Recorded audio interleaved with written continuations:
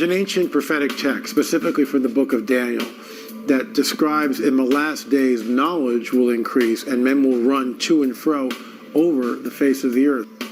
Knowledge of God is supposed to increase to all people.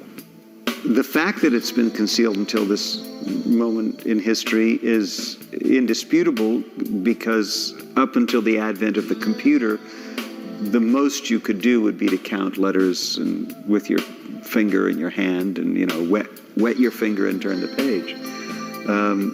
With the advent of the computer, it suddenly made that which was not seeable, seeable.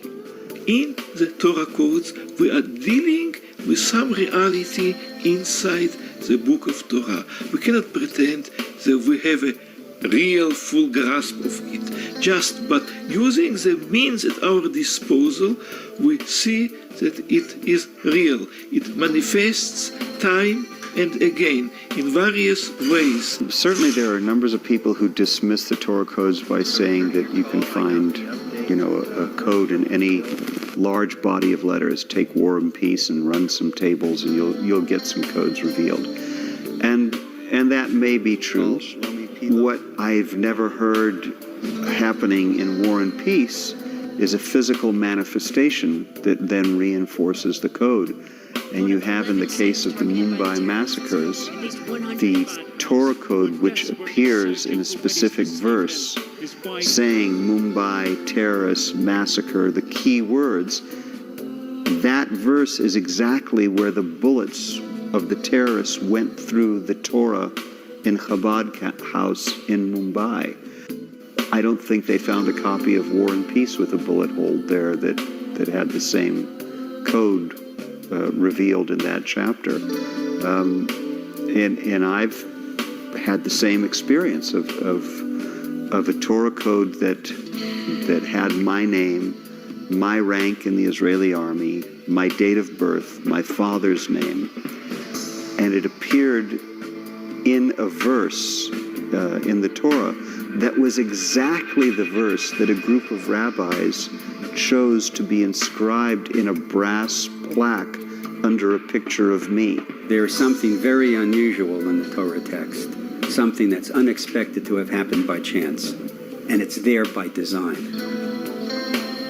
When we read the Bible in English, particularly the Old Testament and the Torah, the first 5 books, we are reading a condensed English version from the Hebrew. The commentaries on the Hebrew of the Torah in English done for the Jewish community contain 35 times as many words as you see in English. A recent table on the Twin Tower attack with September 11th, massacre, twins, towers, and the most interesting feature is that all of the codes came up over the plain text in the book of Exodus and fell from the people this day about 3,000 men. Interestingly, the Torah knew how many would die before the U.S. could tally the dead. Are you trying to shoehorn Torah codes over the plain text so that, let's say, keywords in the code will also appear in the plain text? There was an experiment that was done. In fact, the experiment was published in 2004. And the probability of something like this happening by chance was extremely, extremely small. Recent tables include Japan, earthquake, including the words atomic meltdown. This table had a probability factor of only 2.5 in 1 million. Gaddafi. In the table it relates, his presidency is fragile, will be killed. The correct Hebrew calendar year of 5772. It also states a scoundrel. Let it be said that there are mysteries there that are just beyond human doing. We can understand once they're showed to us, but to have done it, yeah, it's a whole different deal. 4,000 years ago. No. This is magnificent stuff. A very recent table, which we asked Professor Howrlich to do on the Nephilim, states Nephilim, sons of God, end of days. What does this mean? Are modern Nephilim walking the earth in the end of days? What was the ephod? What was the ephod that was used thousands of years ago? Tell us about that. Yeah, the ephod was really, it looked like an apron for the high priest. An apron. Right? Yeah, it was like an apron, right? And this was connected to a breastplate. Now this breastplate was folded, and inside this, like a pocket inside, was a parchment with God's name. Because on this breastplate, which was joined to the ephod, there were 12 stones, and the names of the 12 tribes were engraved on it. And then, when a question was asked by the high priest, then the letters of the tribes, I mean those letters which have the answer, came out. So the high priest could find out through the letters which were shining, lightening, the answer to the question. We know that the ephod was lost to us thousands of years ago. Is it possible that maybe someday we'll find the ephod? Maybe, like other parts of the temples, we don't know some cities in the Vatican, we don't know, but we have to get them back. They are hidden somewhere, no doubt.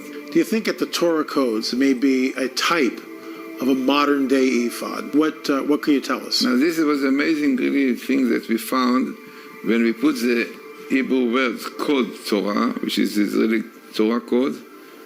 Then we put the word ephod, it came there 3 times. It came exactly on the same line with the word code Torah, clearly showing connection between the Torah code and the ephod.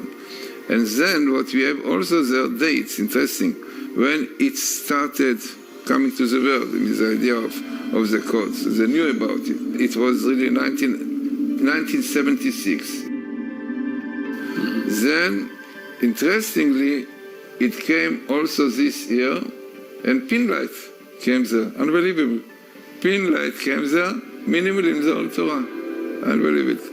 Clearly showing it's amazing. that Finland is supposed to be very much involved in it and bring to the world also, because amazingly it came every very small amount of letter in between, pinlight. So, and it was a minimal. So I mean, altogether, this table shows that Torah codes are connected to the ephod, as it appears so many times with the same story, and also it appeared with the word Urim and Tumim, with the lights and completeness. I mean, Urim and Tumim, we say this was the parchment with the names of God, which was called Urim Tumim. So this also came in the tables there, which is exactly the idea of the Torah code, of the ephod and the Torah code, yeah. which showing through letters, right, the answer, the meaning of things, you see. The book of Esther is not part of the Torah, but you discovered something fascinating, extremely interesting in the book of Esther. Explain that to us. This was found by Rabbi Weissmandel. Rabbi Weissmandel, in fact, he was the first one who brought... And he would count on the 3x5 cards. Now, what he did is amazing. This is really what you cannot understand without computer. A man could do it.